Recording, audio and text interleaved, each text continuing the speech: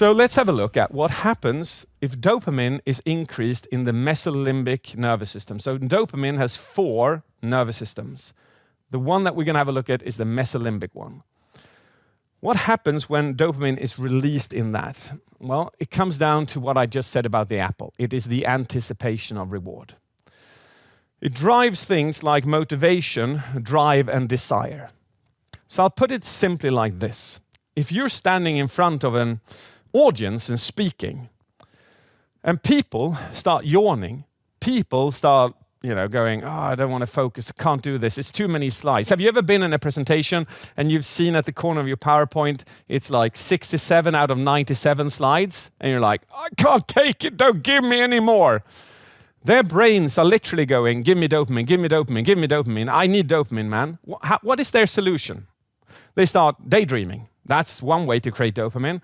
They start thinking about things, drawing things, but a lot of people do this, right? Under the corner of the table, they bring up their mobile phone and then they go, oh yeah, oh that's good, oh yeah. Thank you for the dopamine. I'm going to check LinkedIn, I'm going to check email just one more time. They give themselves dopamine. And the same thing goes with your webinars. If people start logging out of your webinar, it's because you're not creating dopamine, i.e. value, motivation, drive, and desire. So the question is then, how do we create dopamine? Write these down. I'm going to show you 4 tools for dopamine. The first one is called the major why. And that is, why are you here? Why are you here? Stacy, Vicky, Christian, Mark, Bruno, why are you here? If I can't explain that to you, you'll leave. That's as simple as that. What did I say in the beginning, which was the major why? Do you remember? Can you recall what part of the structure was that? It was when I said, and I put that like that, and I said, I'm going to give you 10 techniques that I assure you will make an impact and create an angel's cocktail in the person that you're speaking to. That was the major why. So in the beginning of your webinar, define a major why which you know that they will want. Okay? That will create a large dose of dopamine. Will this last for 60 minutes? No. So you need minor whys. What are minor whys? They should be added every single time you change subject. Every single time you take a new path, right? Every time you show a new slide, there should be a minor why. Have you ever heard anyone launch a slide like this? Listen to this. Click, and then they go, oh yeah, this one. We should have skipped this one. You can't really see what it says, but in the corner. Have you ever heard anyone launch a slide like that? Like always, Lisa. That is stealing dopamine from people and just shoving it down the well. Listen to this instead, and please copy me when you do this in the future. Before even showing the slide, you say this. The next slide coming up is my personal favorite. It summarizes everything we've gone through so beautifully. It's almost like PowerPoint poetry. I put 1 week into this single slide. Oh my God, it's going to blow your minds. And then you open it up. This time, it's the same shitty slide as last time. But this time they'll go, well, that's good actually. I like that. That's good. It makes sense. It makes sense. You can't do that for every slide. You can't go like, this is my personal favorite, because then people will hate you and drag you out. But you can add other kinds of minor whys before every slide. Please start using that. And then finally, we have what is called micro whys. What are they? Micro whys, I'll just give you 2 tips on that. Micro whys are pauses, for instance. So when you say something like, the next thing I want to show you is exciting. Look at this. And the pause builds dopamine. Another way to do it is climax. Listen to this. The next thing I'm going to show you is pretty amazing. It's incredible. It's going to be something that can really make a difference for you. Let's have a look at what that looks like. That also builds dopamine. So you can use it by climax or pauses. The final thing I want to give you in dopamine is storytelling. Storytelling. I have an 18-minute TED Talk on storytelling. It is the biggest TED Talk in the world on storytelling. Please have a look at it. It's mind-blowingly great, again. It truly shows you why storytelling is important. But I want to just wake you up in regards to how important it is. I'd like you to write in the chat how many stories you've told today. Write in the chat how many stories have you told today. 0, 4, 2, 6, none yet. 10, 2, 3, 5, 100 from Kamal. That is a storyteller. We have 4, 19, 5, a couple, not sure. 0, 3, 1, 4, 1, 2, 1, 10, 0, 400 from Martin. Listen to this, because this will be an epiphany to you. I did not ask you how many stories have you told others, did I? That's what you answered, most of you. I asked you how many stories have you told today. That includes the stories you've told yourself, yes?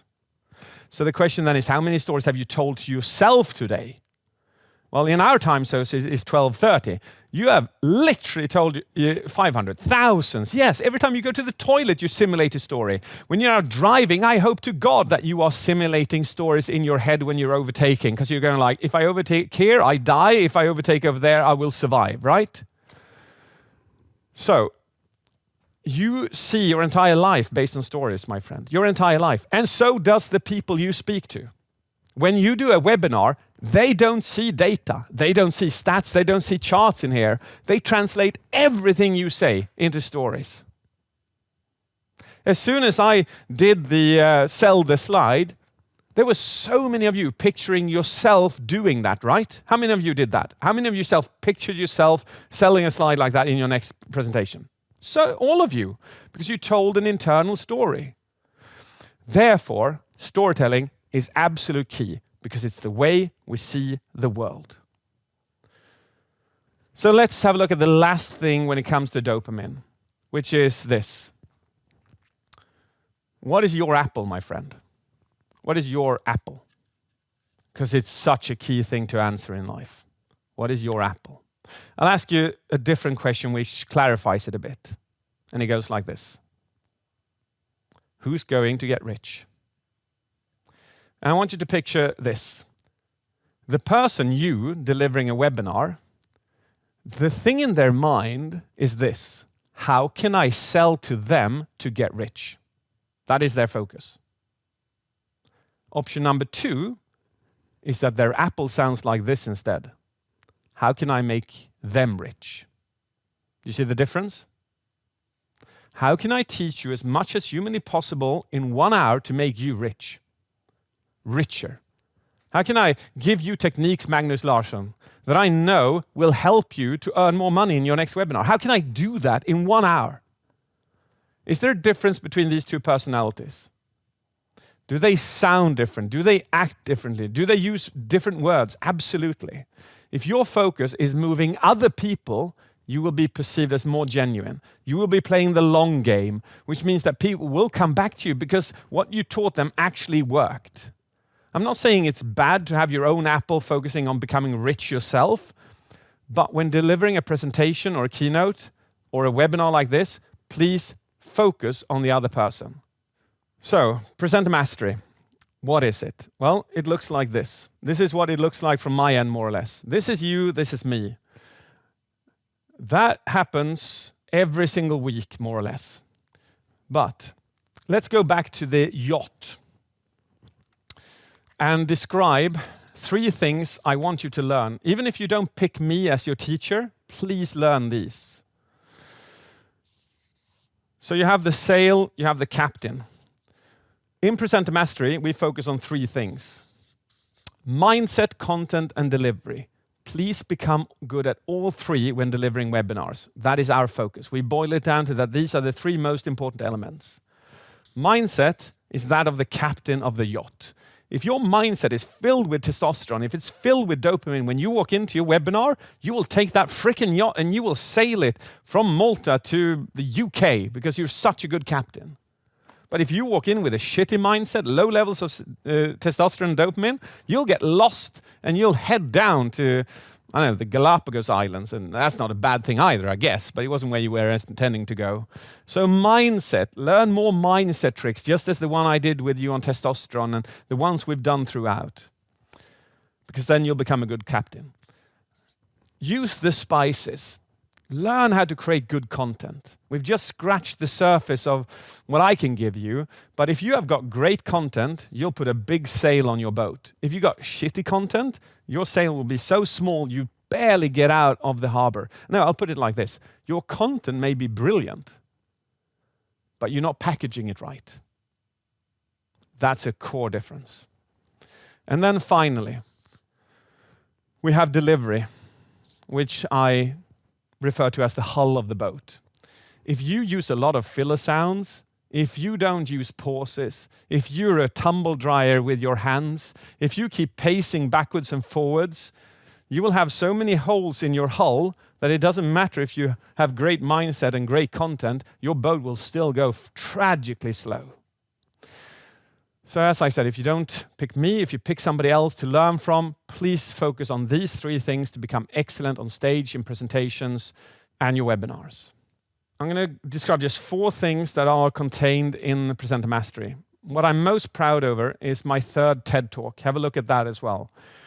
I spent 7 years studying 5,000 speakers to find every technique I could find when coming to a delivery. These are the delivery skills. You know, I like periodic table. The other one you saw was about content. That was just content variations.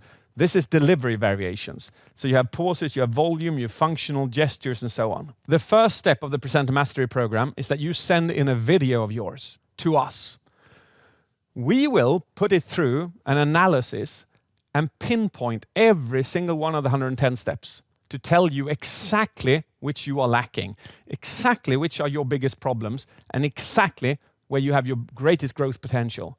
You will grow more from that analysis than you have from any other public speaking training.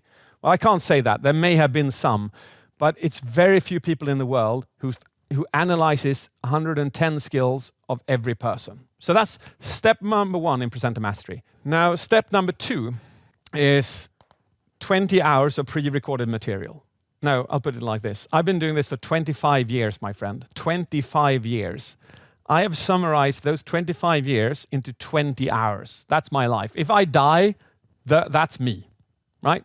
You don't have to live 25 years doing this, devote your life to it. You can just learn from those 20 hours. You don't need anything else than that. That will make you king, queen of the stage, king and queen of the webinars.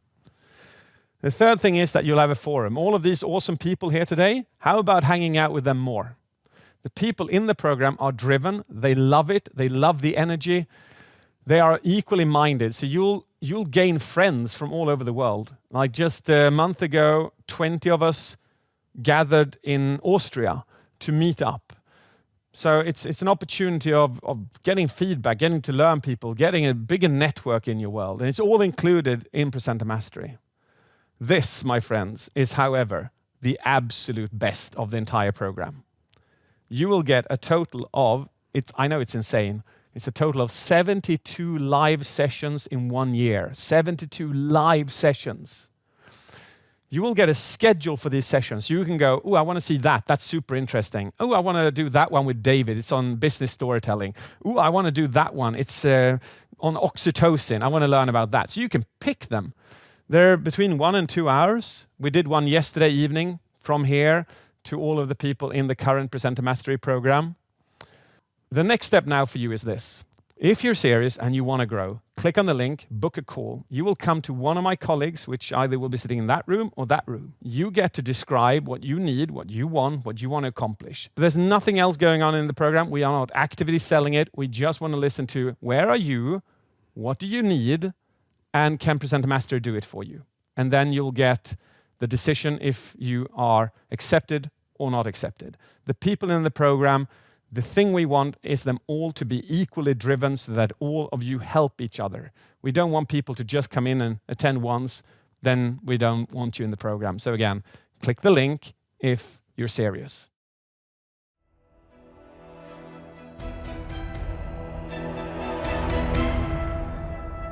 And then I watched this presentation that actually changed my life. It's a 15-minute TED Talk. It was called Death by PowerPoint. It actually forever changed how I made presentations. I am one of the very few people who has done 8 figures with webinars. I implemented his advice into all my webinars, and that's why I have such insane webinar retention. The content of which was just unbelievably valuable and the audience loved it. But I've never seen anything quite like what happened at the end of his presentation. The entire crowd of 500 people were shouting, "We want more, we want more." He nails it down to a science. And when I say science, I mean science. I have never met anybody who knows more about the science of speaking than David J. Phillips.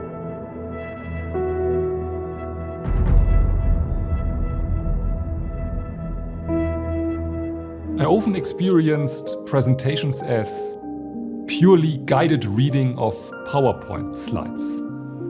My comfort zone was very small when I started the Presenter Mastery. If there is one skill that you need to have in the 21st century, it's public speaking. Very often presentations are perceived as giving PowerPoint slides to the audience. But now I think it is more about conveying emotions to the audience. The biggest impact on my presentation skills, they came not on a deck of PowerPoint slides, they came from inside. Today my presentations feel much more confident. I'm using totally different skills and I dare to use them. After attending the Presenter Mastery courses and especially our master classes, I realized that out of even very serious data, you can make a brilliant, interesting presentation, inspiring and also very much involving.